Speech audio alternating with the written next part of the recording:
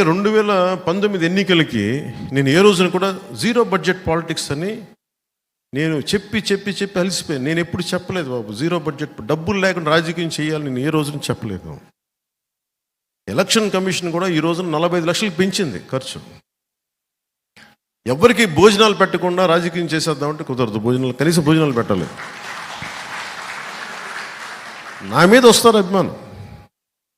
నేను నాయకులందరికీ మొన్న ఒకసారి చెప్పా, డబ్బులు ఖర్చు పెట్టాల్సిందే, ఓట్లు కొనాలా లేదా అనేది నేను చెప్పను. ఇప్పుడు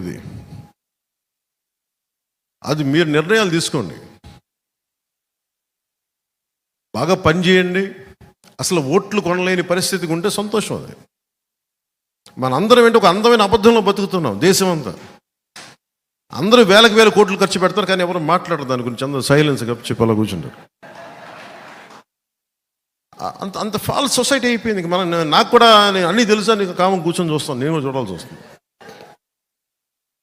భవిష్యత్తులో ఇది మారాలి.